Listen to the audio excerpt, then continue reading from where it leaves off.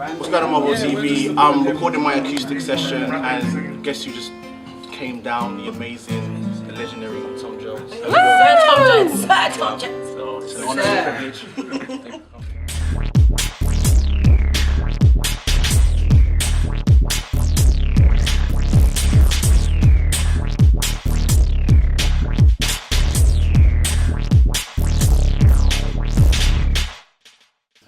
Hi everybody, this is Tom Jones.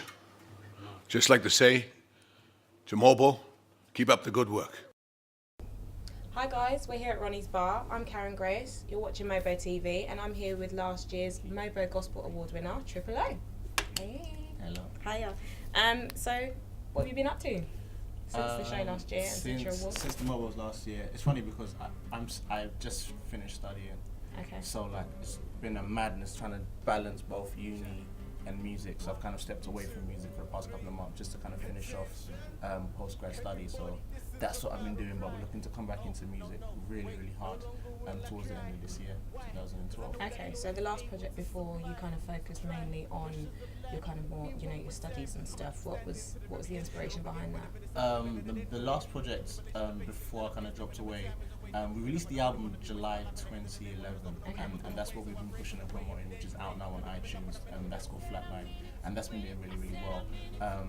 Subsequently, in February 2012, I released a free mixtape, and that is what I've also been pushing and promoting as well, which is available from the site. And that's also been as well really well received. Okay, so that the Overnight Garden. The Overnight Garden If you Volume guys 2. don't have a copy, So, get that. It's on website. YouTube as well. Really good. So Okay. yeah. Okay, so let's take it all the way back and ask the question: why the name Triple O? And what does it actually mean? Why the name Triple O? Triple O, there's no like massive reason behind it, but it's just my initials. Okay. I'm from Nigerian descent, so my full name is Oluwatobi Oyefeso. Oluwatobi Oyefeso. Oyefeso. Okay, so we kind of thought it was something to do with like omniscient, omnipresent. There we go. So also, as a what I do, Christian first and foremost, and I think it's very easy for me doing what I'm doing to get very distracted. So what I also wanted to do is use it as a means to keep myself focused on why I do what I do, and it just kind of lets me know that okay, cool, I am original, one and only. Like when the Lord made me, when God made me, He made me with a purpose and a plan, and it just keeps me focused on who I do what I do for, and that being the Lord Jesus Christ. So that's another kind of meaning behind the name as well. Okay, so were you one of those guys that used to kind of rehearse with everyone in the garden or in the shed, in the bedroom? I was one of those guys where everyone else was ciphering and I was on the outside, and then I would like want to drop that 116, and they would let me drop the 16, and then I was still like, Okay, and from that, do you think you kind of gathered a following, or was it just kind of, it was I'm that guy, and then you're back out? It's funny because I did like I've always been doing gospel rap. Okay. So even back when I was in school, I was like that guy. They'll see, oh, okay, cool, he's the positive rapper. So when I really started running with gospel full time, a lot of the guys I grew up with, they were like, all right, cool, we actually respect you for doing what you're doing and really running with it.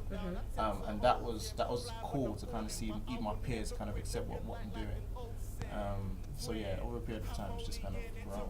Okay, so when you won your MOBO, are there any kind of different ways that you can explain how you felt, what it was like? 5 words maybe that you can use to sum up the experience in total. It was humbling. Okay. It was amazing. It was, I felt that the work in which we have kind of done over the past couple of years kind of was finally being recognised. And that was great. That was great to kind of know that, alright, cool. Not only are my peers within my genre of music recognizing the work that we're doing, but also those who are outside of gospel music saying what we're doing. Not only just me, but the other artists within the scene, and recognizing that cool, these guys are actually bringing some serious music out there. Exactly. Yeah. Okay, so from that you said obviously there was a recognition from your peers who were in the same kind of genre as well. How do you think after the win your life changed?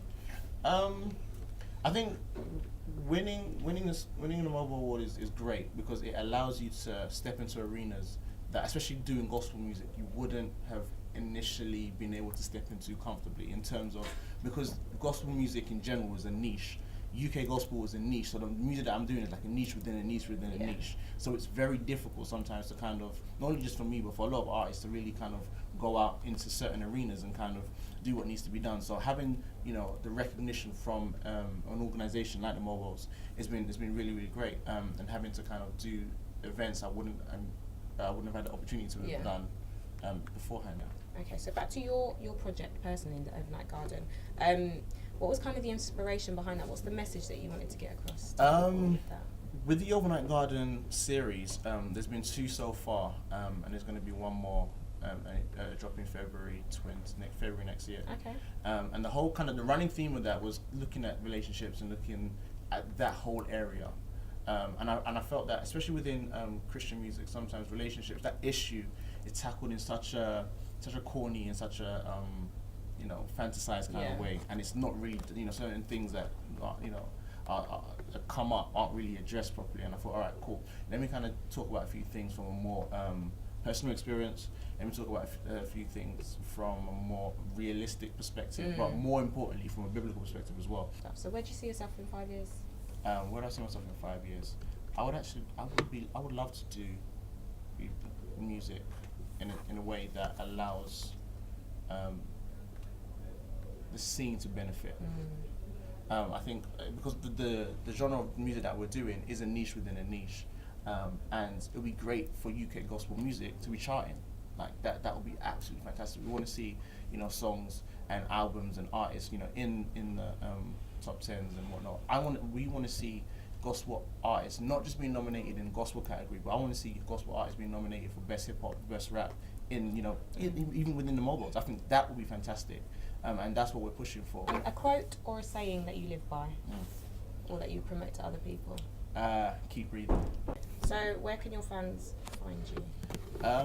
For people that want to get to know more about the music, they go to the website, www.triplelemusic.com, TRIPLEO music.com. I'm on YouTube, Triple O Music, that's the YouTube page, Twitter, Triple O Music, Instagram, Triple O Music, everything is Triple O Music. You can find me on there. Okay, and one line of advice that you'd give to aspiring artists? One line of advice, stay true to who you are, and don't be afraid to be different. Okay, so I've been Karen Grace, we're here at Ronnie's Bar, you're watching MOBO TV, and I've been here with Triple O. Boom. We're not putting that in. 1, 2, 3, attention. Everybody, this is the battle cry.